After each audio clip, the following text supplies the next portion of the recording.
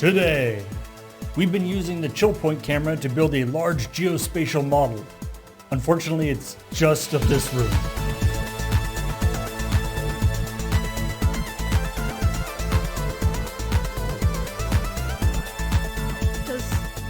Who's that useful for? Nobody. Like, not even us? No. Oh. It's not Why really are that we- large a model, is it? Yeah, I don't know what you... Yeah, that's a good point, actually. Did someone have free time? It's Because a I have small things. geospatial model. I have things I could fill their free time with. There are things to be done. Hey, everybody. Welcome to ChillPoint, where we're talking about the week's video game news, as well as the episode of Checkpoint that just went up. Mm-hmm. And on the topic of the episode of Checkpoint that just went up, Beige wanted to get something out of the way before we get started. Right at the start? I am actually sorry. And I'm giggling, but I am actually sorry. Super sorry over there, are you? I'm actually sorry. And I promise that the next time I make a joke, I will look up the canonical age of fictional characters. Okay. That's the only one you're sorry about, right? You're not sorry about calling... Oh, everything else can ride. You're not sorry about calling Tails the Hedgehog. Nothing else bothers me at all about what I did during my Sonic story. That one thing is like, oh, I don't want to take that to my grave and have that inscribed to my tombstone. But to be fair, actually, in a way, what's weird, I think, are any of the characters in the Sonic universe actually like of the age of majority? Because then there are some real problems. I think it might be just Eggman. I mean, what about Rouge? Please. It's been Sonic's 30th anniversary idea. for a while. That's fair, right? Okay, that's fair. I honestly don't know about Rouge. I think Sonic is canonically like 16. Yeah. I also feel like doing the apology and then putting, but to be fair, onto the end of it, kind of diminishes the apology. I'm like, I think I should have seen this coming. Like, let's be honest that I didn't do the research, but really, I should have been a little more skeptical at the beginning, and I should have looked into it more. So yeah, it's really all still on me. Anyway. Huh. I don't even know what game Cream shows up in. I think possibly some mobile games or something. I don't know. Not Anyway. unfamiliar. Haven't played that many Sonic games. Let's talk about other things about the stories that went up this week on the episode of Checkpoint. Starting with something much less controversial. Mm-hmm. Dr. Disrespect being over on Rumble. Right. It's the first time I heard about Rumble. So Yeah. I guess I've been taking time away from the internet, or just I don't hang out in places on the internet. Yeah, boy. that is actually a recurring something that I have a lot of the people that I've talked to this story about, one of their first reactions is, what's Rumble? And this is the first time I've heard of Rumble. So, I mean, I guess good for Rumble that this is apparently raising their profile. Yes. Yeah. No infamy. It's also that they're not like Twitch, like they're not a gaming specific streaming thing. They are A video streaming. they are a video streaming. They were originally supposed to be like a YouTube alternative. Okay. I think they started actually like a while ago. Like they didn't get started like last year. Like they started in 2013 or 2015 or something.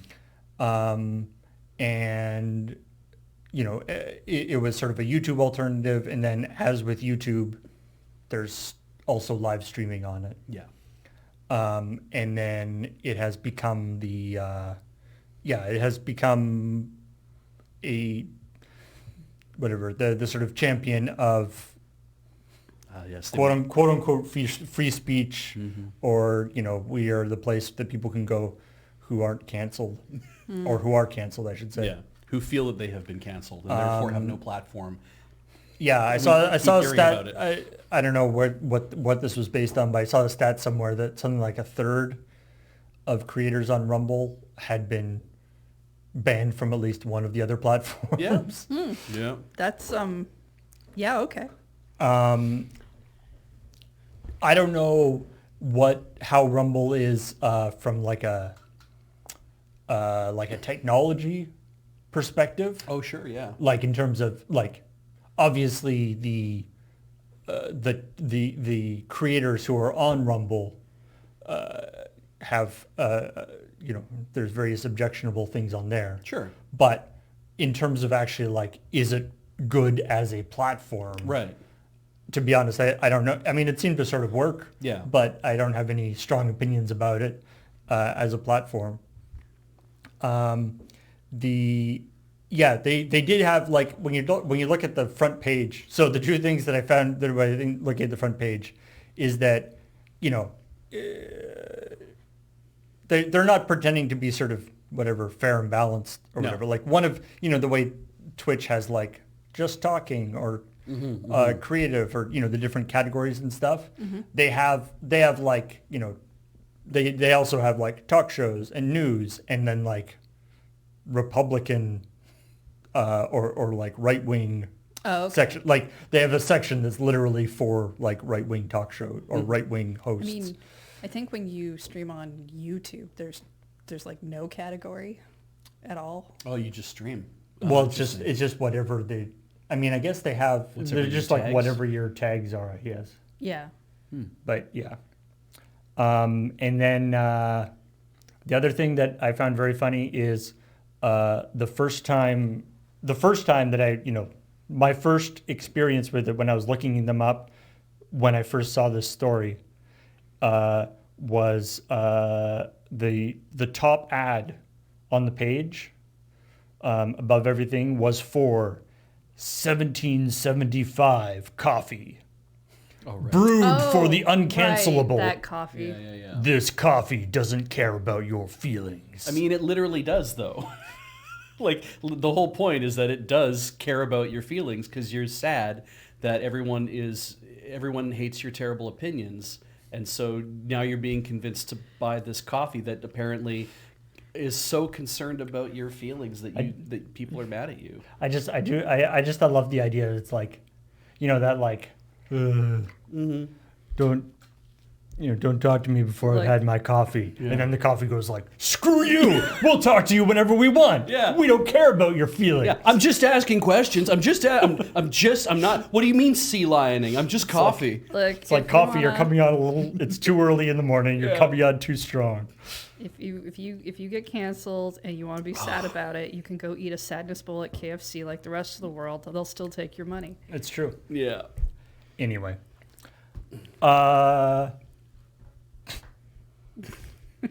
And The grift is real, folks. thank you, Lord Zardo, for giving the stats on when various small animals reach age of maturity. I feel like that's not helping our case. We're also not talking about that anymore. We don't need to talk about that anymore. I appreciate that someone is really into the research of it, but we were done Beach talking felt about bad. that. Don't worry, He Beach. apologized. We're moving If you on. get canceled, Yeah. you've got a place to I guess I have a place that I can go to, No, which is my home. And then yes, and just go home. a couple people in the comments also, and by the way, I wanted to say that if the calling out the double slit experiment didn't give you the tip off, this was a story that Cameron wrote. Yeah. And the true, like, if you look at and lots of people in the comments actually did, and thank you for going and reading the real press release. Yeah. Because it is quite a piece of work. But specifically the laser focused on two categories. Yeah. Is such a great, stupid line. Especially when the two categories are gaming and crypto. Yeah. Great. Which, but yes, our two number one priorities. Yep. Always good to have two priorities that are exactly the same. Yeah. You can definitely have two Lasers number one known things. for really pointing at two things. Anyway, Double lasers. yeah. Next story? Yeah, let us move on to Kirby and the ketchup therein. So many ketchup Yeah, packaging bottles. Heinz is doing a promotion, or Heinz in Japan, I guess. Yeah, I mean, yeah, it's Kirby's on these bottles of ketchup. Can I? Squeeze bags. Yeah, Squeeze they bags? look like they're meant to be. You're just supposed to eat the ketchup and Yes. like nothing else. That's what I said. Yeah, they do look like those kids Applesauce things. or the Yeah. like kids food. Yeah. Yeah. Do people do that? What, just eat ketchup? Yeah, Out of the like without a bottle? delivery device. I don't think so. Is that a thing? Maybe. You'd all tell me if that was a thing, right? I don't think that I could take my finger, like I don't think I could take like a thing of ketchup and take my finger and just go bip, bip, bip, bip. I don't think No, I was like right out But I of the mean, bottle. I don't even think I could do that. I don't think I could just like dip and eat a little bit of ketchup at all times. And yet, if you ask your parents, that's what they believe that everything that you put ketchup on is that you might as well just be eating it right out of the bottle. And it's like, I can't even do this with it. But it's like, if I put a French fry in some ketchup, it's like, oh my God, then you're destroying yourself. And I'm like, I don't. Okay, I understand your grievance, but it's not the same as mine, which is people are eating it directly out of the bottle.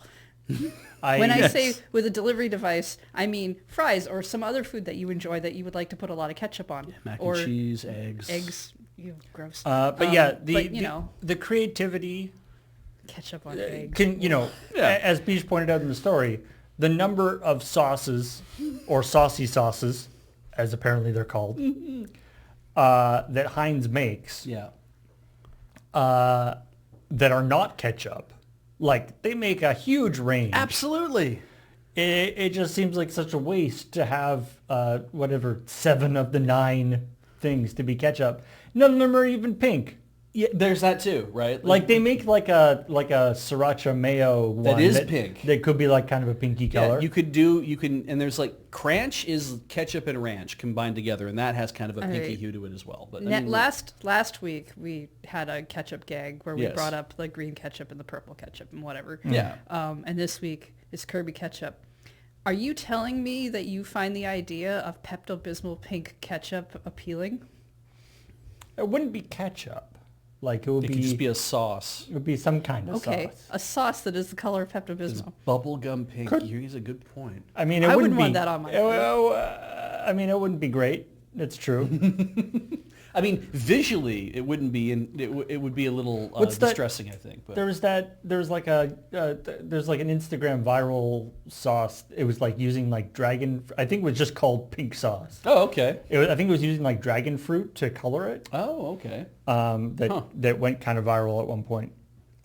I wanted to find where's I can't take salad cream though. I can't take that seriously. you don't like Salad salad cream? you don't like Yeah, salad cream? salad cream as a term for something. I can't take that seriously. But All right.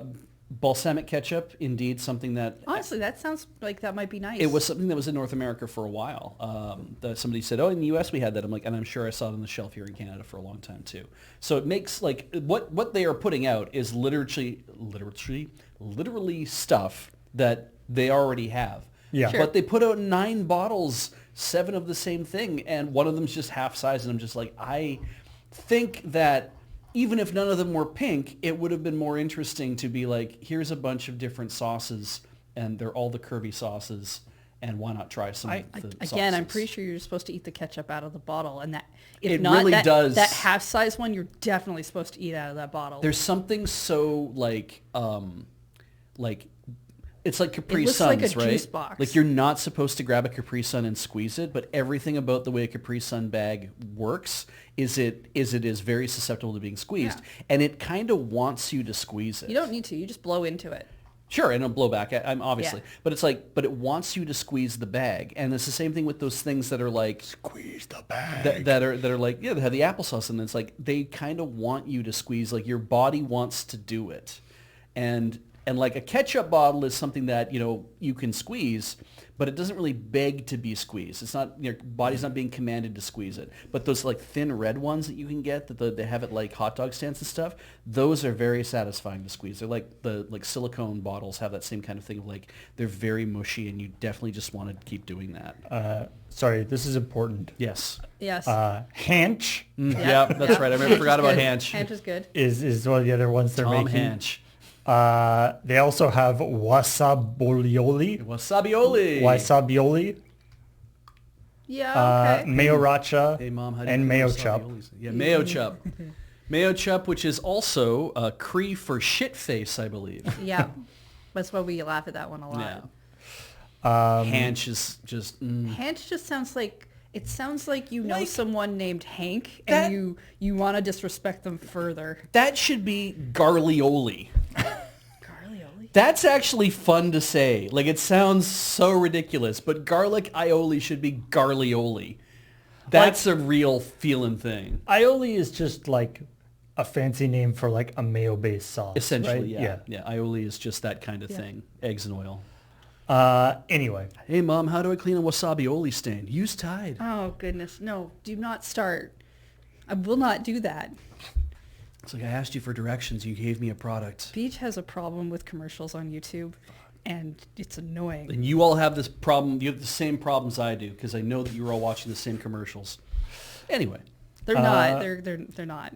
I did want to point out, Tide specifically hunts you down for that commercial. and Beach did sort of touch on this, is that, and this is like Kirby they've done marketing tie-ins Yeah, they're in the cafes and stuff. with and Kirby before. Yeah.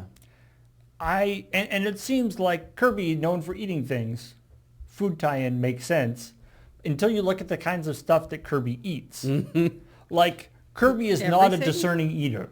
Yeah. Kirby eats literal garbage.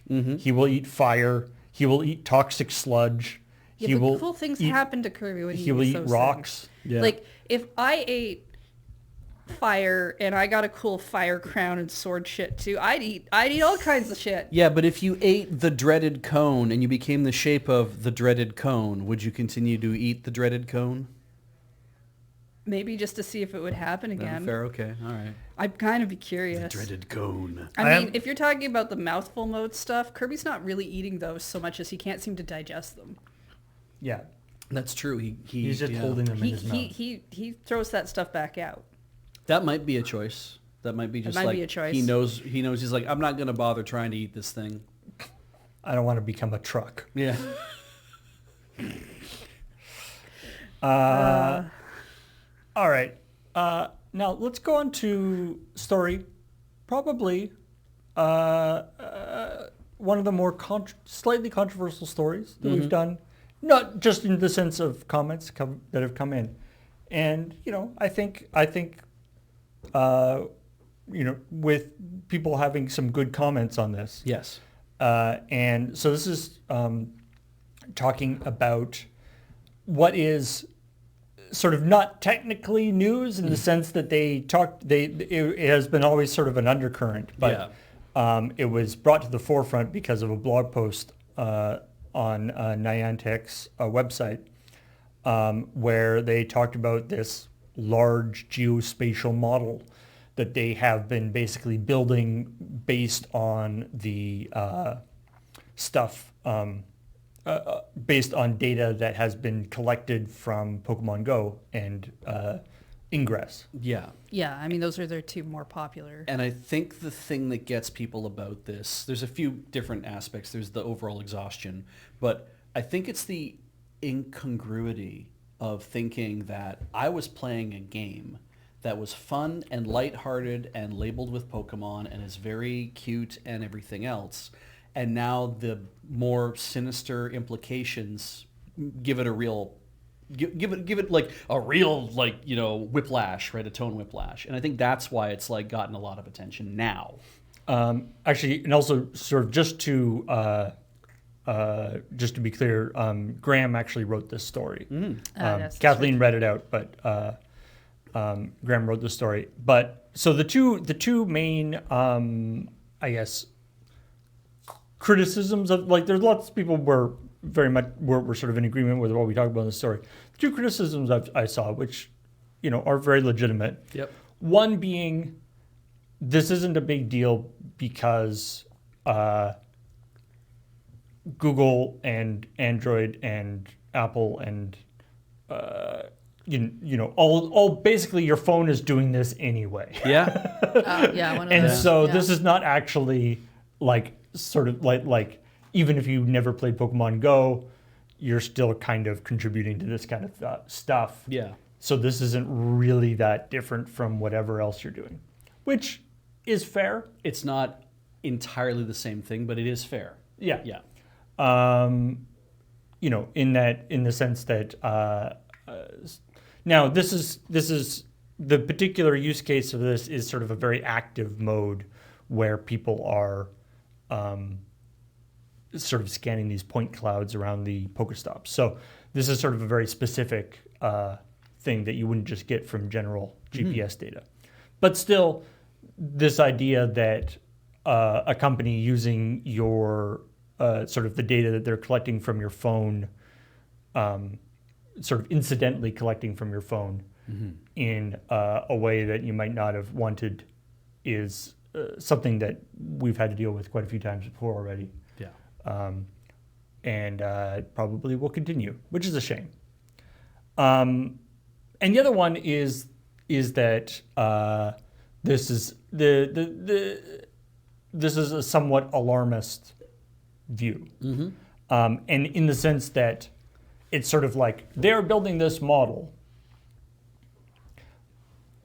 This model could be used for all sorts of things. Anything that needs to, navigate the world from in a sort of automated way could be use it. Could it be used for military applications? Yes. Could it be turned against your own interests? Yes. There's nothing explicitly in the thing about sort of military applications. That's something that has sort of been applied to this idea, and the Niantic not CEO, the chief scientist, chief engineer, or whoever he is, was asked about it, and in response he said that using the data that yes, it's like could the question was like could this have military applications, and he was like, yeah, it could. Yeah. And he says to his credit, it says, using the data in a different way than what just a regular consumer would use it for, or one of their, a regular company would use it for, using it for a specifically military thing. And the term they used is increasing the amplitude of military situations, which is kind of an interesting way of phrasing it. Yeah, it could make war worse. Adding amplitude to war, that is obviously an issue. So so it's not like they were like, hey, we're going to sell it to the military. They were being asked a question and answered in, I think, a relatively truthful way. Yes. But it does still, open up these questions. Yeah, I mean, what you have there is we have the fact that they're making a model, and then we have the idea of what could they do with it and what's like the implications of good what that uses is. And like uses we would be scared of, that kind of thing. And that it came out of something so sort of innocent is the thing that people really like. If they, Google sends out hundreds of thousands of vehicles with radars, doing street views and stuff, and we all know that that's sort of happening. Yeah. And that data can be used for whatever. But it's sort of this. If they had just collected it, by going out and scanning these things, it would have been fine, or not fine, but it would be different. Less surprising, maybe. I feel like it's less that it's like, oh, Pokemon looks like this innocent thing, and more a thing I was doing that I wasn't aware was doing this kind of thing could be used for this. Well, is a little bit more disturbing to people. Like to think like like you have almost an passive role that maybe you weren't expecting from this thing. Yeah, that you've sort of inadvertently contributed to this. Yeah, I don't think anyone out there suspects that I have a Game Boy and I'm playing Pokemon Red, and me playing Pokemon Red, the fact that I have done that would have any effect on any sort of like negative geopolitical situation. Just the fact that I've played Pokemon Red on my Game Boy, right? But we start evolving, we go through generations. It's like you start evolving through all these different generations to like, you get to, I have Pokemon Go on my internet-connected, GPS-activated pocket computer. And I, with cameras and sensors and everything in it that I'm using to play this game and doing this. And it's like, we all still think Pokemon Red, Pokemon Blue. But the larger implications of what you were doing in that respect, it was never to be expected. That it was like what everyone thought that they were doing was, we're playing a game and we're doing this thing, and what we're actually doing by walking around and scanning stuff and doing all this AR study and everything else was to improve the thing that we were already doing. Niantic's focus was on doing Ingress, and Niantic's focus was also on doing Pokemon Go, and all they were trying to do was make better versions of both of those things by using those code bases and using the data they gathered to do that. At no point did anyone think that. Also, because even they said, we build a large geospatial model that now we can do this stuff. People are like, and we can make Pokemon Go better. Be like, oh, that's really cool. But then you realize, you're like, wait, you have this thing and you are a private company. Oh, and that means that you can be hacked and that can be stolen from you. You can be purchased and it can be taken from you. Or you can be leaned on, or you can just be made an offer. And we're like, wow, who actually are we trusting with this data that we just thought we were playing Pokemon Red and Pokemon Blue, you know, at kind of the back of our minds, right? Now, the other point that people have brought up in the comments, what is that questioning, based on their experience of playing Pokemon Go, questioning the actual utility of the data that they've collected, in the sense that, like, it's wrong a lot of the time. Yeah, there's that too. In the context of playing, but you know, that's part of the whole sort of AI training thing. That's also that sense of, though, on the internet, it's like, oh, I need to get an answer to this question no one's asking. Oh, I know what I'll do. I'll post the wrong answer, and then 10 right answers will show up. Be like, thank you. And and you know, obviously getting into the realm of sort of slightly sort of conspiracy stuff. But I did see a couple of people, you know, being like, I wonder, you know how, like, during the pandemic, they rolled out a bunch of quality of life things to make it so you could do stuff without actually physically going to places. Yeah. But obviously, if you're not physically going to spaces, you can't do the scanning thing. There's that too. Yeah. So it's like, oh my. Is there a certain amount of, like, people stop doing the thing that we wanted them to do with the app? We better turn off those quality of life features. Oh, that's dark. Now, I mean, that's, you know, that's getting into conspiracy type stuff. Yeah, some of them, I know they rolled some of them back. I think some of them they just basically started charging more money for, or weren't free, or you didn't get like a free thing anymore. I kind of stopped playing Pokemon Go so long ago that it's been harder to keep up with those changes. But I think the more logical explanation is that they figured they could get more money for them, so they did. I mean, some of them they just turned off completely. So I agree that a corporation often has a product and what they want to do is maximize money. But a corporation is still filled with people, and people are not totally driven by money, even if a corporation is. Yeah. And sometimes you have somebody who runs a thing who says, I made a product in a specific way. I hate it when people don't use the product the way I want them to. Yeah. And maybe it's because they want everyone to go walking more, because then they can say, our product is good. It causes people to exercise. And yeah, that's incredibly ableist and not thinking about the fact that other people even exist. Sure. But just because a corporation is money driven doesn't mean there's not like some other asshole reason to do a thing. It's true. Yeah. It is. It's interesting too, because like, even like the innocent explanations are also useful, right? Like the fact, like if you come at it with like in a lot of ways benefit of the doubt, just the idea that like Keyhole Inc., the whole idea of we want to build a model of Earth. Right. And I'm like, why would you want to build a model of Earth? And there's 1,000 reasons that have nothing to do with war or suppression or subterfuge or anything. GPS was originally a military network. Yeah.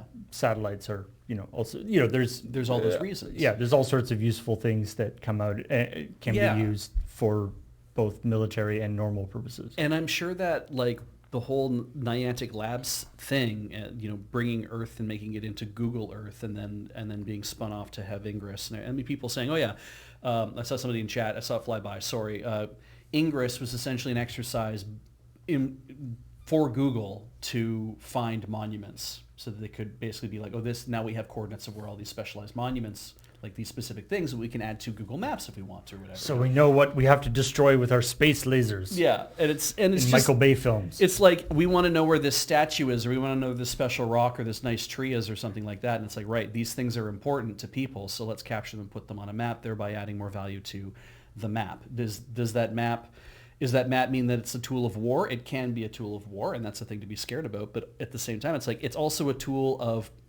for people. And we get back to the whole argument of like, well, if you hit somebody with a hammer, it's a weapon, but if you hit a nail with a hammer, it's a tool. And in this case, it's like, I also think that at the core, there are engineers in Niantic who are probably like, it's not rendering that AR thing properly. What do I change? How do we make that better? I'll encourage people to go. I'll give them more rare candy so they can go scan that building 6 or 7 more times so it renders it better. And then we do, and it's like, I just want to fix the little problems, right? And you focus on all those things, and it's just, I want to make my thing not just like the good game. I want to make it the best representation of something, that drive to be like, I want to do this. And then, then it's real genius where it's like, I've made this amazing laser. It's like, great, I'm going to put it on this plane. We're going to blow up shit. It's like, oh no, we have to invade the plane and make sure that it pops all the popcorn in this guy's house. Spoilers for Real Genius, a movie from the 1980s. It's a good movie. I really like it. It's fun. But it's that idea, right? It's like, I did this thing because it had to be absolutely great. And then you're like, great, we're going to weaponize it. Like, fuck, I didn't mean for that to happen. And I could see a lot of people at Niantic feeling the same way. We have stories that are like that, right? Yeah. A person who is working on a thing specifically for science, and other people come along and are like, great, we could kill people with that. Yeah. Right? Like, we have stories about that for a reason. Yeah. That was never intended to be a weapon. I didn't even think that it would be a thing to be a weapon, but man, is it a weapon. You're like, God damn it. Yeah, people fucking suck. Weapon. Next story? Yeah. Mm-hmm. Let's talk about Sonic the Hedgehog, because He's a hedgehog. It's his 30th anniversary. All right, so to clarify for all of you, so putting it in the comments, yes, we know it's not his 30th anniversary. Mm-hmm. Yes, if you're actually sincere about, wasn't his anniversary like 4 years ago? I think it was 4 years ago. Maybe it was only 3. Maybe we still got more time out of this joke. We'll see. I think that lockdown was longer than you think. Maybe it was. The joke is still funny to us, so if you don't like it, that's learn to use the skip button. It's got to be real rough because oh shit, I'm gonna keep doing it.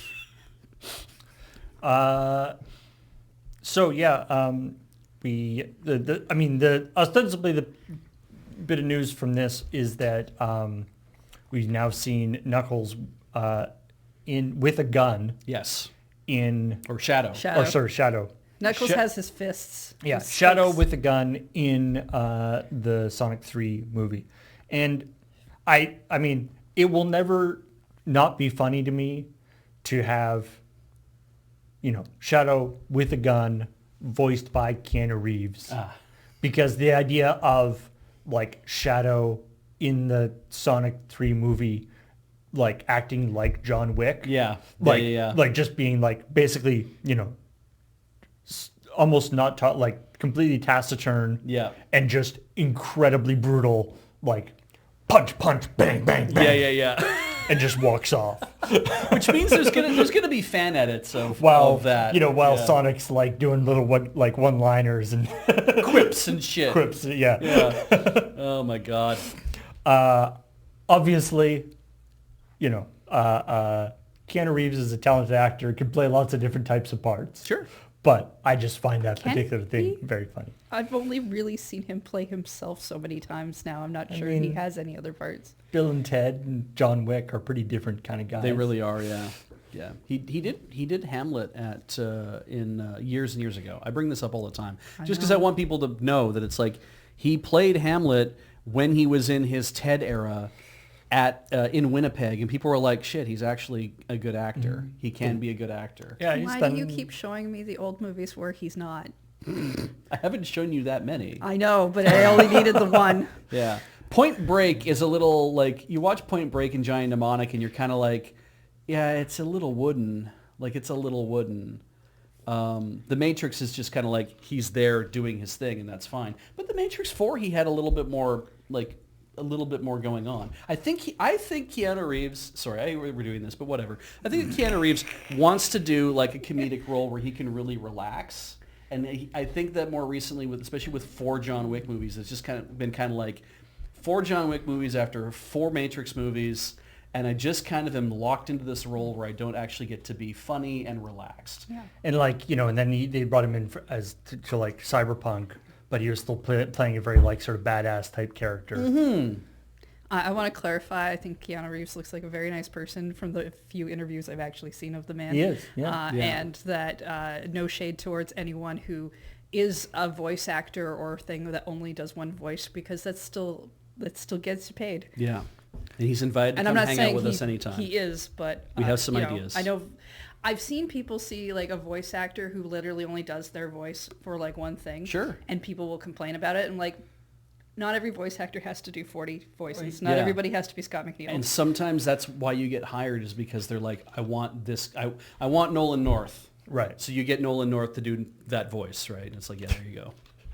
Remember John Cleese talking about how he now it's at the point where in the script it's like a John Cleese type, but he's saying he often doesn't get those roles. Oh, because there's other people they can get that are easier to work with. That's probably fair. Also, in relation to the story, I tried to get Beach to say Eggman the Hedgehog in the story, and he wouldn't do that one for some reason. But then, he did think it was funny. I tried writing a joke about Eggman the Hedgehog, and then I realized, because I really wanted to say Tails the Hedgehog, and I'm like, you know what? The Hedgehog is perfect. And then I said something about Eggman the Hedgehog, and I was kind of like, I don't really like where this goes. And I'm like, oh, but you know what? I can do a joke about Rouge the Bat. How do I do this correctly? Oh, we're already doing Aussie stuff. I'll just do, perfect. This story flowed, like once I kind of got it all down, I was like, it was really flowing. And then the catch-up story was the second one I wrote. And that one just came out of my fingers. Like, I have no idea how I got that out so fast. Oh, you went looking. You tried to find some kind of artwork of Tails as a hedgehog. And you'd be surprised, because nobody in the Sonic fandom has one. ever thought to draw Tails as a hedgehog, apparently. And good luck finding one, and I can't wait to see it show up in chat. I need to say that out loud, because then we can outsource other people to go look for it, or somebody's going to do it. Yeah, I don't have access to Fur Affinity, so maybe you're going to find something I won't. The idea that it's always like the people sort of go, it's like, hey, Tails isn't a hedgehog. Yeah. The idea that Sonic, like the character, has any relationship whatsoever to an actual hedgehog? The animal, the hedgehog. Like, what aspect of Sonic is he taking from being a hedgehog? He doesn't look like a hedgehog. He doesn't move like a hedgehog. He's got the little spines. It's more the nose, I think. He rolls up, the nose I guess. I guess he rolls up like a hedgehog. Yeah, that's a good point. Spines, but his spines don't look like hedgehog spines. They don't. Well, no, but they are spines. Yeah.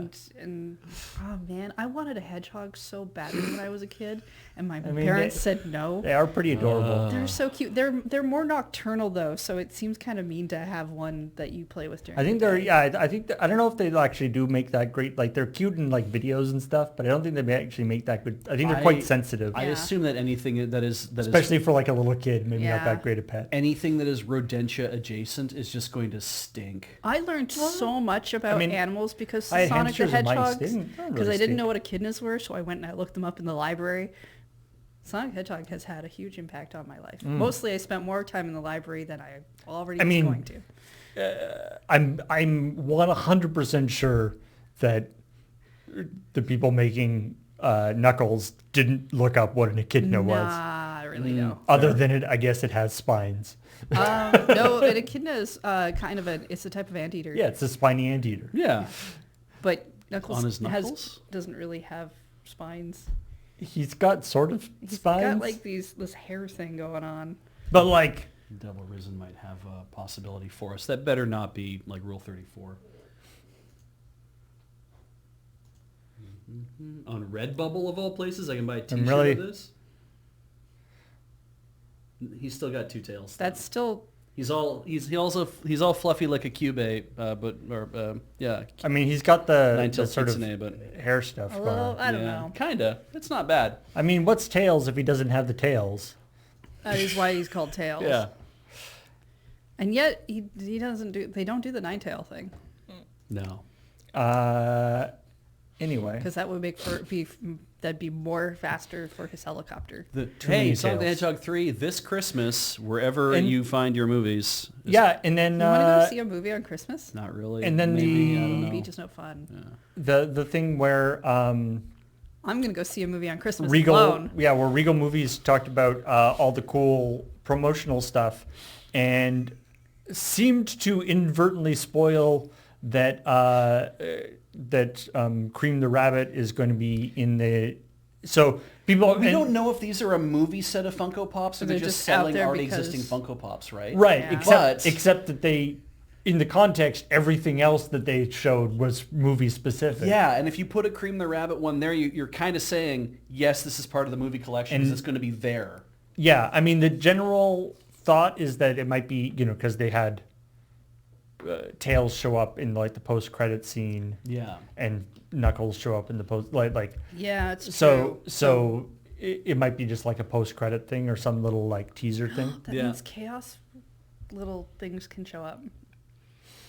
Chows? I don't actually... I only know that there's like a game where there's like a Chaos Garden thing where you can take care of them, and it sounds yeah, cute. they've got little... little Pikmin type things. Yeah. Apparently there's like a Chow-themed area in the movie that Sonic spends time in. So yeah. It's part of the trailer, so... The fact that they're called, I mean, I'm assuming it's intentional that they're called chows, and like chaos is a big, like chaos emeralds are a big thing in the Sonic. I have no idea. I'm actually not familiar with chows at all. I just know that they exist and they sound cute. You mean the Chaos Emerald Sonic? the chows emeralds? Chaos emeralds is maybe how they were always supposed to be pronounced. Maybe they're supposed to be Possibly. chaos, right? I'd never seen the Japanese pronunciation, so... Anyway, and then finally, they have officially put Legend of Zelda: Echoes of Wisdom into the Zelda timeline. Mm-hmm. Yep. Apparently, it is just before the like original Legend of Zelda for the NES, which happens to be along the bad route. Yeah, it's so on the Ocarina of Time split. Yes, and it's on the Lost side right after Triforce Heroes, which I know some people think isn't part of the timeline, but officially it is, which is after Link Between Worlds. I had to go look up the placement of it. I feel like, like Ocarina of Time was so influential to Legend of Zelda, just, because of its popularity and when it came. Mm-hmm. And I feel like the reason why, like the Zelda timeline, even now, seems to basically revolve around Ocarina of Time. Like Ocarina of Time is where it splits into 2 or possibly 3 lines. It's 3. Yeah, the game got that much bigger. Like that, I think was why. And like I think before Ocarina of Time came out, nobody really even sort of thought like the fandom was such that the idea like a timeline wasn't really that big a deal. Yeah. But then it became so much more popular, and Ocarina of Time has so much more sort of lore associated with it, not just go save a princess. And if you get high enough, you start thinking about all the things that are like, okay, so what if though? What if Link is missing as a kid because he's now an adult? He removed himself from that part of the timeline.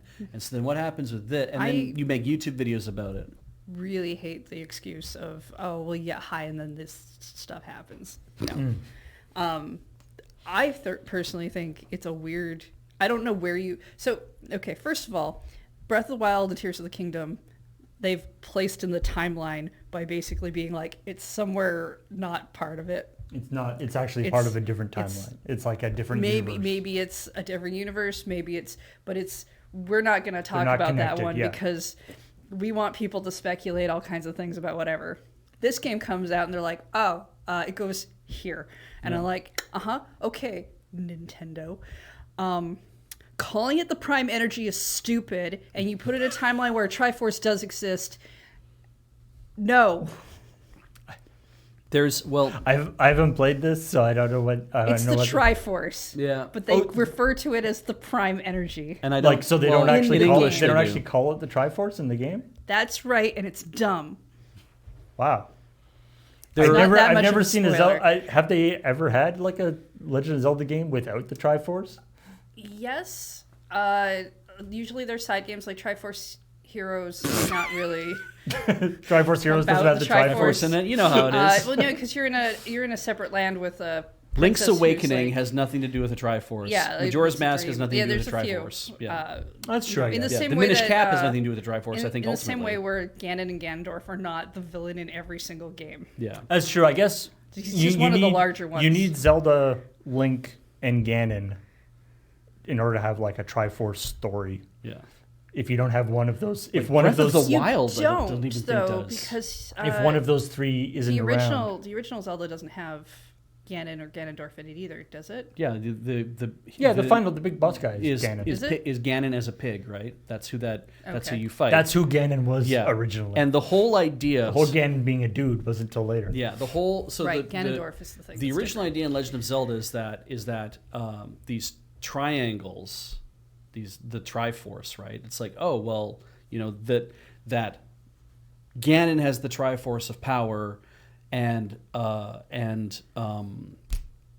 Zelda has the Triforce of wisdom, and so he's trying to gain that Triforce because it's the triangle thing. Right. There were two at the time. There were two of them, but then it was in Link to in Zelda 2: The Adventure of Link. They called something the Triforce of Courage, so there could be three of these triangles instead of being like, well, there's a Triforce that's three interlocking triangles that's of power and one's of wisdom, and it's like no.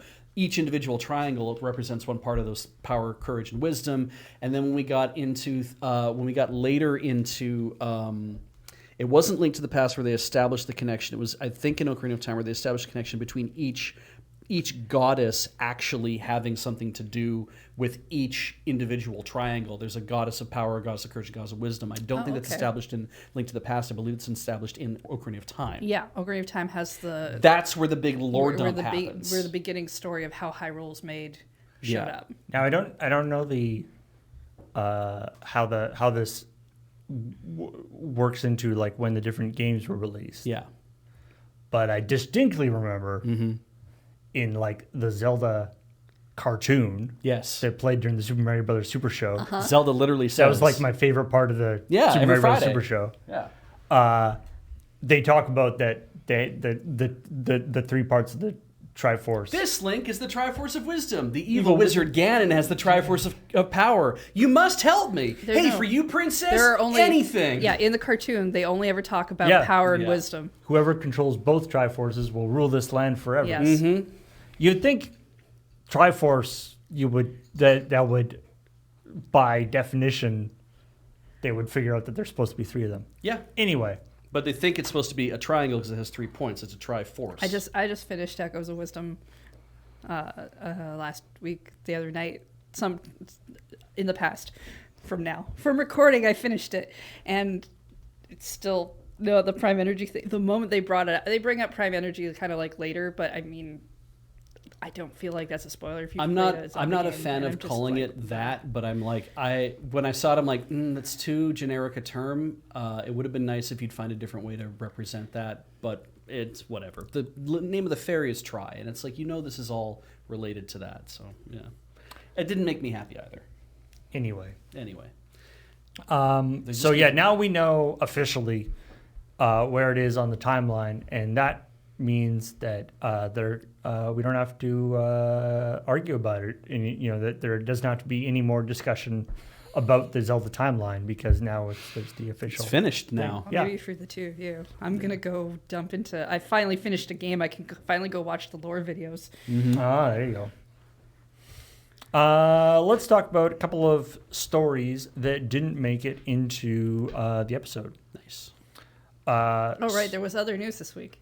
Starting with the perpetual, hey, new weird things are coming to Fortnite story. Oh, great. It's always good to have one of these stories. Fortnite? There's more?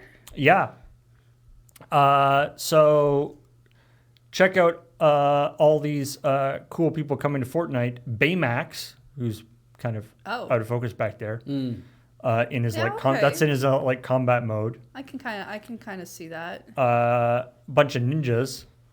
Also Godzilla. Great. Like to scale? So like if I play we don't Godzilla, know. Do I get to be giant? We don't know yet, but so I was like, how awesome would it be? Like to actually be either Godzilla, but you still have like the gun and the pickaxe and like all the standard Fortnite building stuff. Yeah. But also, like they just they took out the actual like build stuff in Fortnite, right? Like there's the main mode of Fortnite now is the Fortnite no build mode. Right. But wouldn't it be cool to like have a special, because there's a billion different Fortnite like special modes now. Right. Wouldn't it be cool to have like a special like basically destroy the we'll basically have it as like a asymmetrical multiplayer, people building shit and then somebody is Godzilla. Basically, what I'm thinking is like the old like arcade game Rampage. Yeah. But it's like people are building stuff and then Godzilla is smashing stuff. I love that. That would be awesome. That's a really cool idea. They've got like the building stuff is already built into the game. Yeah. Especially because Godzilla does move real slow, right? Because it's kind of the thing. Wait. Does this mean we get Godzilla in Fortnite Lego? We could. Yeah. We could. You'd have to, right? They'd have they ever made like a giant Godzilla Lego set? Oh, I have no idea. I mean, if nothing else, maybe hard to say. If they do this asymmetrical thing, or whatever they do to have, maybe Godzilla's just an NPC that just is walking around and just maybe he's just like the map, right? Or maybe he's just like terrain that you run around on. Not a playable character. Maybe it isn't like asymmetrical in the sense that you have to but everyone has to work together to maybe NPC, yeah. But it would also be funny then if there are costumes of just the rubber suits that people just run around in the rubber suits. That would be great. Yeah. Or maybe some of the other the multiple Godzillas and or maybe not Mothra, but like King Ghidorah or or like you're saying the 3 or 4 different generations of Godzilla. Yeah. In the you get the modern like super cool looking one and you get the Matthew Broderick one and or have a place. You don't have it have like an area of the map because again they keep changing around the island. Have like a little like scale model area that you can smash around in. That would be fun. Yeah. If our vampire game didn't take place in 2018, I could have had Jessica playing Fortnite Lego instead, and that would have been much more fun for me. Anyway, boop. So, Conor McGregor, MMA guy. Yep. Who has recently been involved in a bunch of scandalous activity, lawsuits both for his violent behavior and for his sexual harassment, sexual assault, all that bad stuff. All right. Both against violent behavior against men and women, and so it just bad stuff Everyone. all around. Yeah. Okay. But he's also somebody who's very famous, and has been. He's had cameos in various games. I don't know if I feel like maybe he's shown up in Fortnite. He's the kind of guy who probably would have maybe had shown up in Fortnite. He has an iconic look. When I see him in my head, I know what he looks like. But one thing that he did show up in is in Hitman, the Someone you can Hitman murder? series. The game where you shoot people. So As someone I can murder? yeah, so he was in he was in an elusive target mission because Hitman is sort of this they keep updating with like little missions. Right. It's sort of they This is have, part of the whole Hitman World of Assassination thing. Where yeah, it's sort of continuing. it's sort of a content, or they sort of keep dripping new stuff and like they call them elusive targets who sort of show up for a little bit of time and then leave. Okay. Anyway, he was in the game and basically playing him like he was. There was a character who is an MMA fighter who he had a different name, but the character in the thing was an MMA fighter who the skin was based on Conor McGregor, and Conor McGregor did the voice for him, but he had a different name. Okay. And so you're supposed to take him out while he prepares for an MMA fight. So they say, in light of recent court ruling regarding Conor McGregor, Iowa Interactive has made the decision to cease its collaboration with the athlete effective immediately. We take this matter very serious and cannot ignore the implications. Consequently, we will be removing all content featuring Mr. McGregor from storefronts starting today. So, I mean, perfectly reasonable, obviously. It's good to have. I mean, one could argue that this was not just the fact that this lawsuit just sort of, or this particular court ruling just happened, is only the sort of conclusion of a series of things where like people kind of knew about this stuff for a long time. Yeah. So maybe he wasn't a great idea to do a collaboration with in the first place. Regardless, they're doing this thing. Now, my thought though was that you do get to kill him. Yeah, that's true. In the thing. Why not? What if? And I acknowledge that this is probably a bad idea. But what if instead of taking him out of the game, you just make his character like super whiny and terrible. Oh, I see. And annoying. Yes. And then have all the ways that you kill him be really humiliating. Right, yeah, not vicious or brutal, but just really like it's like humiliating. you just like kill him by atomic wedgie. Wow. Or yeah. just the most you just kill him in like cartoonish the worst ways possible that Conor McGregor as a very sort of alpha type guy would really hate. Yeah. I'm sure that there's all sorts of reasons why they shouldn't do that. Yeah. But I would find it very funny if they there's did. a few. There's a few reasons why. Yeah, and it would open. I mean, I'm sure there would be lawsuits and blah blah blah blah. Yeah. But shaming my good name. It's like your good name. I would find that very funny if they're like, instead of removing him from the game, we're just going to make his character much worse. Well, yeah, it's just like I mean, even at the beginning, I said he's a character you can kill, right? But like, at the same time, there's all kinds of fan-made games where people do that to people they don't like for any reason, and we consider that a terrible use of anything. And I do think just removing him from the game outright is better in a lot of ways. It's not giving him the space. And it's that's sort of like any publicity is good publicity kind of thing. There is, which is again why I said it wasn't a good idea. Oh yeah, exactly. Yeah. But I understand it. Yeah, it's funny too, right? Because the nature of the nature of celebrity has shifted probably over like the last 50 or 60 years. Like because there is that idea of like, well, as long as you can get your name out there and people know who you are, you can always maintain and you can always you can always come back from a thing. You can always look better or whatever. It's like, but there's also that thought is like, if you do something pretty bad, if you can be contrite and fade from the public eye for a while and then come back into what you're doing. Or if you fade from the public eye and you come back and say, I did some work on myself and I've grown and now here's my apology, because you actually have time to deliver it. People, if you come back at the right time, people are always more willing to hear those things. It's like, oh, you were I didn't hear about you for 10 years, so you must have thought about how sorry you were and now you're back, right? Those kind of ideas. I know a streaming service that you could go to. Yeah, so but that's the other thing is like, or you could just always you could always lean into your shit, think that you've done nothing wrong, think that you have nothing to be contrite for, and you can always find a different way to complain about your bullshit. And it's weird because, like, works for some people. At least over the last 10 years, especially with the rise of social media, that everyone seems to have evolved this idea that once you have the spotlight, you deserve it. Like the fact that you're there.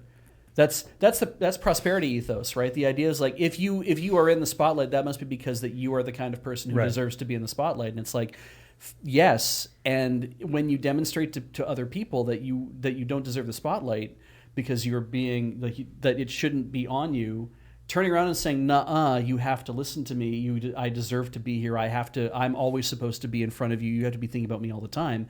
That becomes very toxic. Yes, it's called narcissism. Yeah, it's incredibly narcissistic, and it's very toxic to how anybody interacts with celebrity, with other people, because then you get this striation, you get like in the tribalism of like, I support this person, I hate this person, like that, and it really feels like public shame is one of those things that doesn't apply to a lot of people anymore, because they realize it's like, well, if I'm being shamed by something for an activity, that's okay. As long as I have my insulating barrier of other people around me, I'll never hear about being publicly shamed, and I'll never have to feel shamed by it.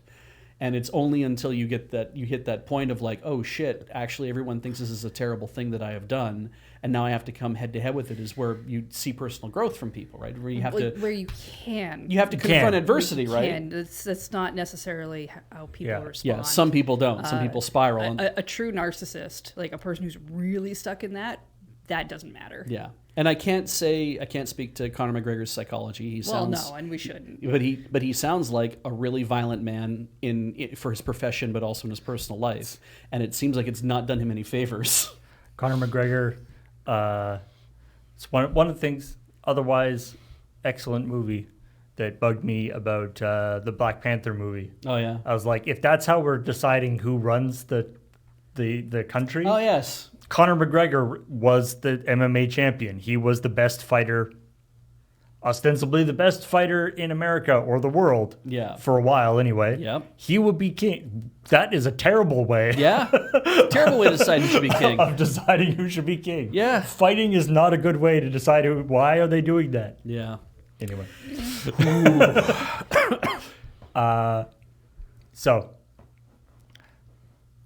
But yeah, so good on them. We will kill there's lots of other people that will be fun to kill, I'm sure, in the Hitman games. I mean, my understanding of Hitman, the games themselves, is they're actually really interesting because of the different ways you can go about the execution.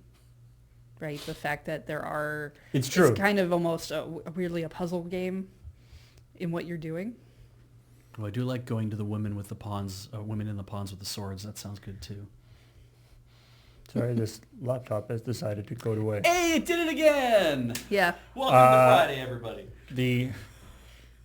My favorite Hitman speedruns are like some of the greatest because like you said, it's sort of this like clockwork thing. Yeah. And everybody moves in the same way and stuff. And so basically you have this situation once people have like completely mapped everything in the whole level and stuff. You have this thing where you go to this ginormous bald hitman guy with a tattoo of a barcode on the back of his neck, and you're like, I need this guy to die. And then he goes, okay, give me a pistol and a blueberry muffin. Yeah. I'm going to eat the pistol and kill him with the blueberry muffin. Yeah. And you're like, what? It's like, Just trust me. I need iron in my diet. The thing is that it's like you take out the blueberry muffin, put it on the ground. The blueberry muffin is exactly the right height that if you stand on it, it moves you like a couple of pixels up. Yeah. And then you can like shoot through a little teeny weeny window, like, and shoot something on the other side of the map, and that like hits a chandelier that falls on a guy, and it's just like, you know, if you do your job right, nobody will even know you were there. Yeah, Like, no one would have any clue this that could idea have that, like, possibly happened. you pay an assassin, and then at some point over the next week, the guy who you paid to assassinate dies completely randomly of other circumstances. and you have no idea whether It's the guy like- did it or not. yeah. Yeah, and then is he just really lucky, or the lady from Murder, She Wrote just comes in Oh, and is yeah. just like, I found a shoe with a blueberry muffin on it. It is That's very important. some very Duke Togo shit. I for all the problematic shit in Golgo 13, Golgo 13 is so fun to watch because it is so ridiculous. And it has that kind of thing of like, I'll just sit in this tree for 4 days straight, never sleeping, and eventually the doors will open at the right time and I'll just shoot the guy and no one will know how I did it. Because how could you do it? Because he's not human. He's not human, that's There's how. no way he's human. Yeah, he doesn't have facial expressions. He's an animate statue. I don't know what this show is. Golgo 13? It's about a hitman He's who the world's looks- greatest hitman. who looks like he's carved in stone. Yeah. And the only thing I know about it is that when he has sex with women, they're all over the place and how ecstatic they are, and Yeah. he's not even moving. They're just screaming and And- writhing, and he's just basically and laying it's in just bed the like, most yes. ridiculous thing I've ever seen. It's very funny. It's not meant to be funny, but it is very It's funny. pretty funny. I I can't even tell if he's having any kind of fun. I can't even tell if he's actually having sex, actually. Yeah, I mean, Yeah. Hey, do you want a portable PS5? No, but tell me all about it. oh my goodness, this is so... Why did you even ask me, Paul? You knew what the answer was going to be immediately. Okay. It was more of a rhetorical Oh, I question see. than me asking Beej that question. Okay. So, first of all, the PlayStation Portal is the Portal, right? Yeah. Because I keep hearing people call it the PSP, and it's not So we have the technically PSP. PlayStation We have the- Portable and the PlayStation Portal. We have the PlayStation Portal, which is a device that you essentially can stream from your PS5 to your thing off of a Wi-Fi. It has a screen on it. It has Yeah. a screen. It's basically like the controller cut in half with the screen in the middle. Okay. They did an update recently Where it that's, can play cloud games. where it can play games off the cloud instead. Mm-hmm. So it's not whatever. But this, Is not that. it's not quite that. It's Sony being all like, we also could make a portable device Yeah. that plays games in a And- few years. Which is fair because it seems then through the evolution of these things that they've been doing, they've been leading back up to wanting to accomplish that again. The PSP and the Vita, and they put that And- away, and it's like, well, we're out of that market. And they're like, The- actually, we're kind of coming back to The it. reminder I want to add in here as well is that Microsoft, not that long ago, was also like, we should maybe make a portable device. Right. Yeah. So there is... So everybody's like, oh heck, portable gaming's back. Right. Really let So the it question soar. is whether this is like, you know, there's all the stuff about like the Switch 2, and then Xbox is like, hey, we could make a portable device too, and then PlayStation goes like, hey, we could also do a portable device. Yeah, We and know. I mean that's the thing because I posted this article in our Slack when I saw it, and I was like, hey, does Sony remember that they made the Vita? Because I remember that they made the Vita. I don't think they remember that they made the Vita. And it's not as if I think anyone has ever said, no, Sony, you can't make a portable console, and no, Microsoft, yours will never work. No one's ever said that. We've all seen it. We've all seen that the Sony portable consoles just don't end up working. But I'm definitely not smug about that. But So anyway, the fact that this is so apparently this is sort of explicitly this idea of a portable PS5. yeah. Which of course immediately brings to mind like a full size PS5 With a like, battery? with like two little controllers on either side. Yeah. And like a maybe. big screen. Because I feel like Nintendo brought out the Switch quite a while ago, and people really liked that idea of I can take a game with me, but I can dock it and I can do whatever. And Right. yeah, it doesn't do a higher amount of whatever, but like the idea, right? That and Sony actually got a little close to that idea when they did the Vita and the PlayStation TV. Right. And I think even the PlayStation Portable you could hook up. You could dock it? Not dock it, but like you could HDMI out or whatever. Like it had TV out. It had TV out on it. It was probably like, knowing Sony, it was like a weird proprietary cable. It's literally why the PlayStation TV existed, because I think it was supposed to be, that feature was supposed to be in the Vita, and they didn't want to do it that way, so they did this other thing. And I'm like, yeah, it's a very cool idea. Steam Deck comes along and is like, we can do a thing that's basically like that. And I'm like, I feel like now you have Microsoft and Sony being like, we could maybe do that. Right. And like, can you? Sony? Microsoft, I have no idea, because I don't think Microsoft has done a portable No, I don't thing. think so. Whereas Sony, I'm like, you brought out the Vita, it was very cool, and then you decided it didn't exist out here, and you did shit with it that was dumb. But like, commit this time if you're gonna do it. The fact is that, so how much is the PS5 Pro? $700? Something like that, yeah. Cool. How much is a MacBook Pro? $1 million. $2,500. The base model Sure. M4 one, right? The fact is that all the component parts exist to make something that is the size of a portable tablet device. You know, you can get iPad Pro with like the M2 in it or whatever, but it's like all the parts exist in the market. How much are you willing to pay to actually make the thing happen? Right. And you could get the same results out of all make all the hardware that's in the MacBook Pro, make it dedicated just to doing video gaming, slim everything down, like do all these kind of things. It's like you can get all that great performance in like retina image quality and everything else into a portable device and slap two controllers on the side of it, or even shrink it down more and you have your Switch-alike, your Steam Deck-like thing. It's like you can get there. Are you willing to drop $2,000 on that kind of thing to make it happen? And of course, no, because what people want out of a console when they think about it is they want it to be affordable gaming. Although there is a great, I didn't mark it as a story, but there is a great quote from, I think the CEO or the president of PlayStation, part of Sony. People were talking about like the PS Pro hasn't been doing that. I don't know. PS5 Pro? PS5 Pro. Okay, yeah. Hasn't been doing, well, I don't know if it's been doing badly, but people who were attempting to buy a bunch so that they could scalp it are not being very successful. Fair. Good. So being stuck with them. So let them die. I don't know whether it's selling well or not, but they seem to be fairly readily available in stores. Mm-hmm. Whether that means that it's not selling well or whether that means that Sony's supply chain is doing well, who knows? Yeah. But people were asking, has it been sort of disappointing, and that has the higher price turned people away, and his thing was like, the PlayStation Pro is for the real. It's for the elite.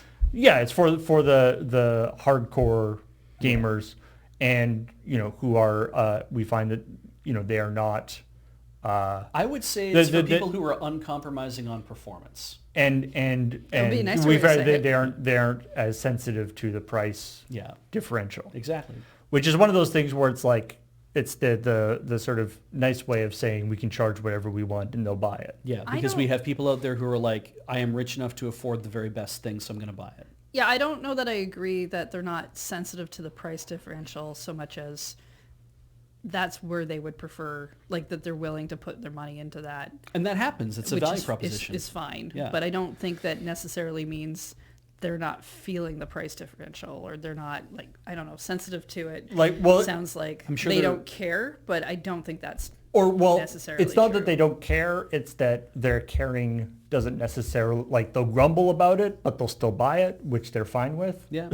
Or you'll have people who haven't even bought a PS5 yet. I remember a couple of years ago that there was a similar line that came from Adobe that I laughed at, because they raised the prices, and they've got their subscription model and stuff, and they raise their prices, and people are like, hey, you make this is pretty expensive. I feel like you're boiling frogs here. Yeah. And they were like, we find that our professional customers, are not as sensitive to the price differential. Or I forget what the quote was. Right. What is basically like, what are they going to do? We can charge whatever we want. Yeah, and there's kind of an underlying shitty attitude of like, I thought you called yourself a professional, and you're saying you can't afford to pay another $4 a month for this. I thought you were a professional. Our market research says they're stuck. Yeah, you're not a professional. Eat shit. The PS3 was very expensive when it came out. Yes, and the thing that was said was that you'd want to get 2 jobs in order to have it, and that turned out not to be true. Yeah.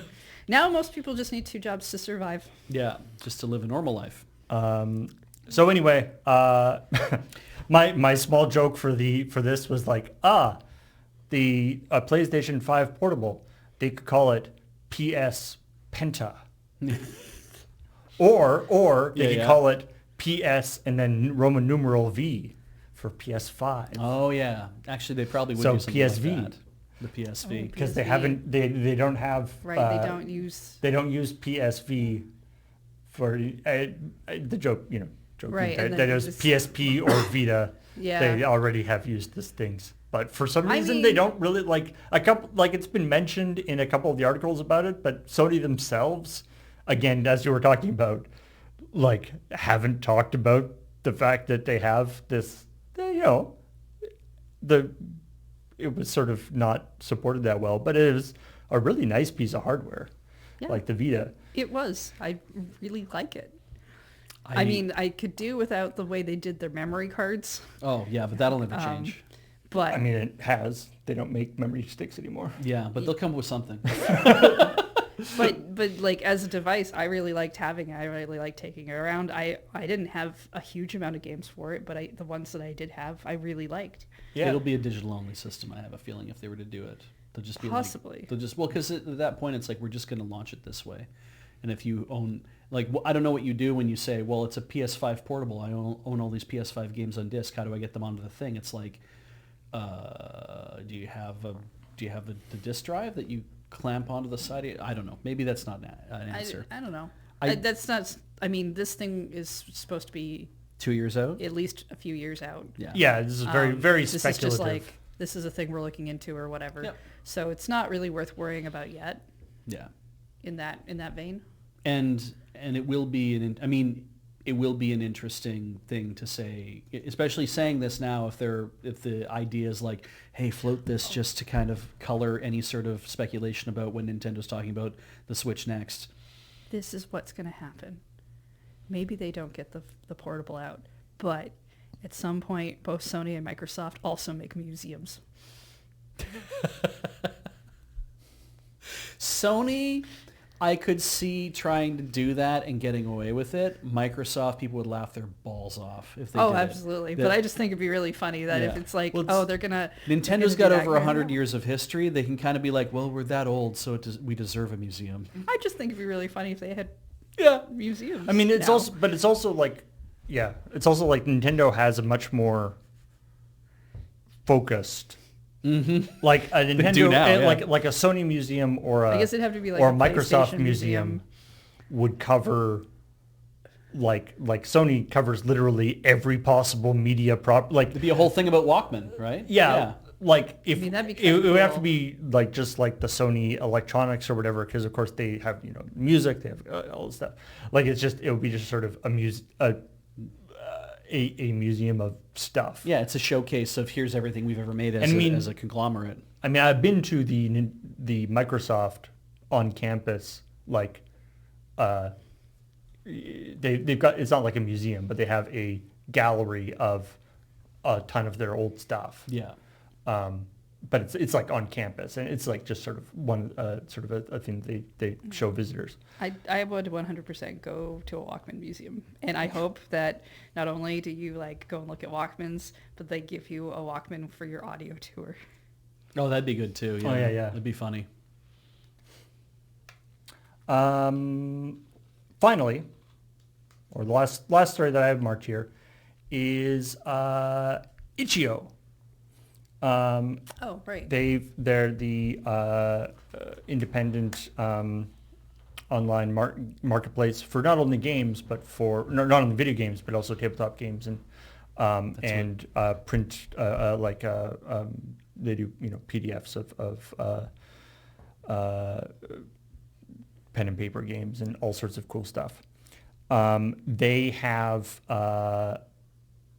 sort of put their foot down in terms of wanting to ensure that everybody has stuff about AI usage.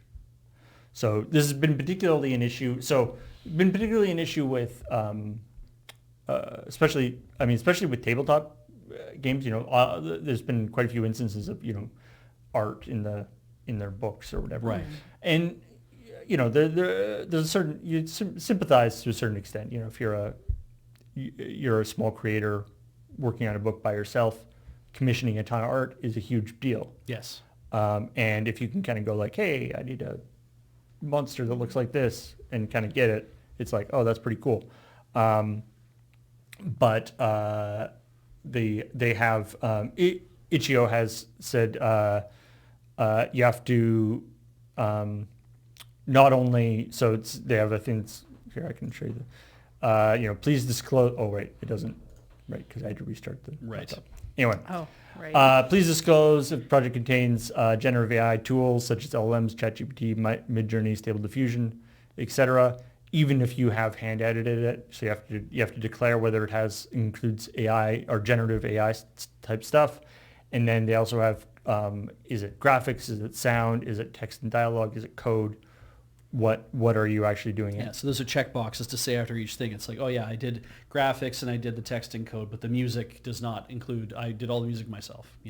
And then they will all products that do include AI generated art will be. So they're not excluding it. No, they're saying they just want to make sure that it market is so that clear. People who so they're going to have a set of tags to tell people where it's available.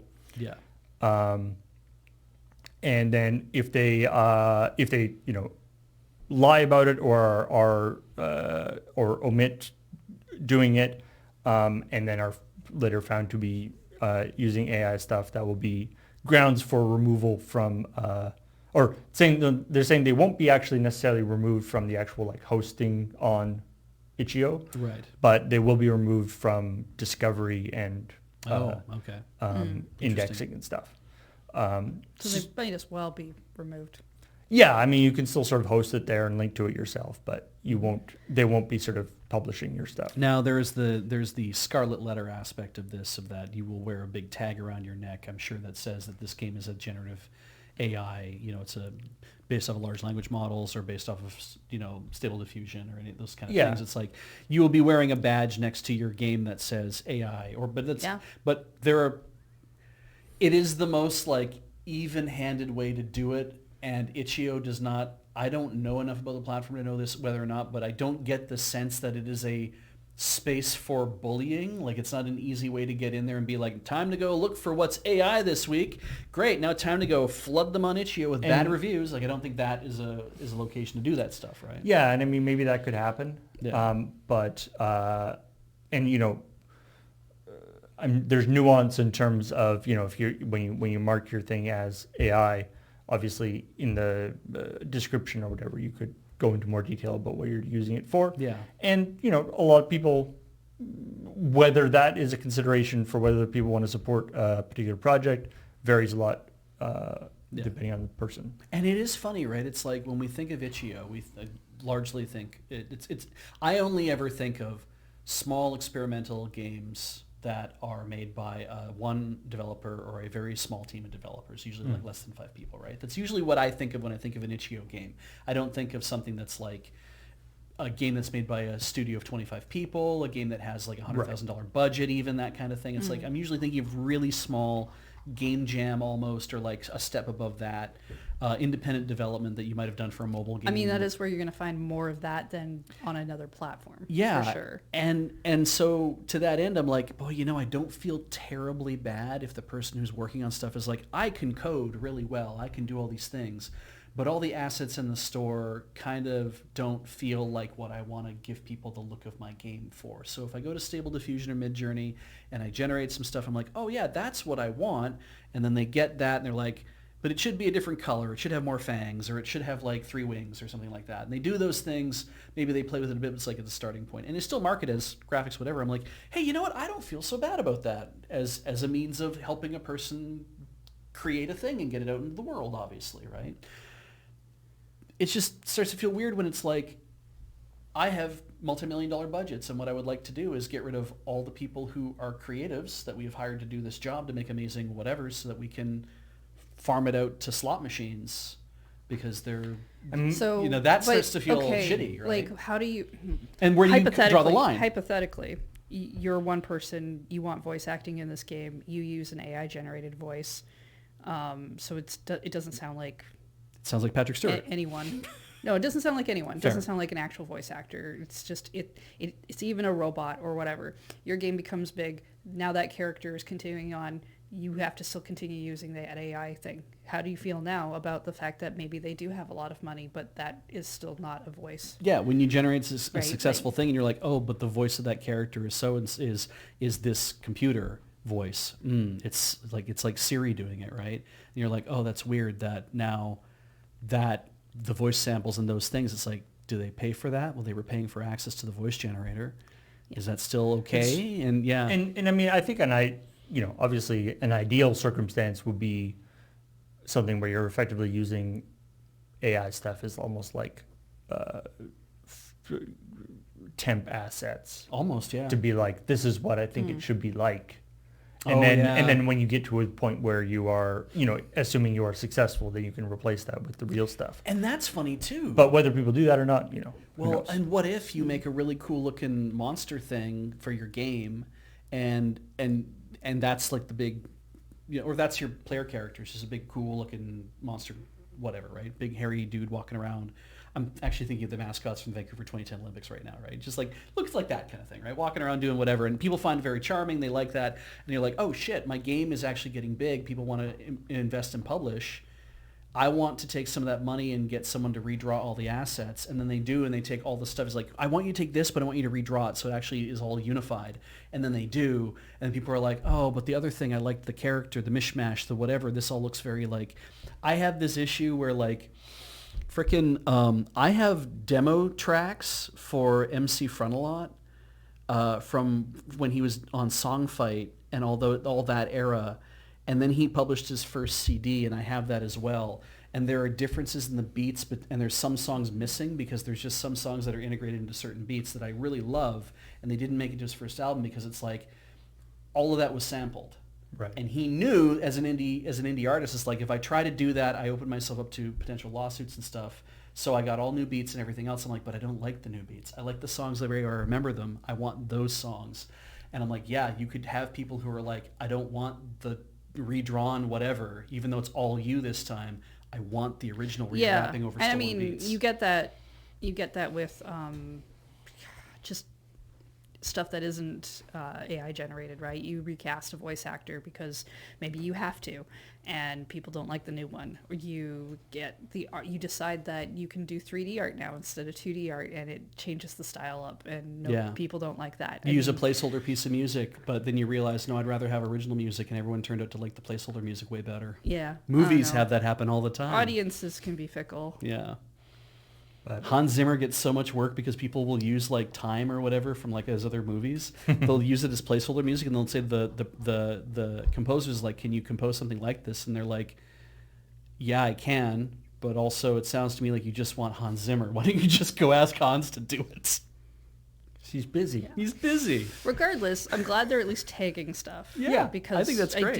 I do prefer to avoid that kind of thing myself. Oh, yeah, or just sort of, and or at least like knowing. Yeah, I think that's sort of being able to make the choice as a consumer. Yeah, and more education is important. Mm-hmm. You know, if you teach people and you teach kids especially to be like, when a computer does the work for you,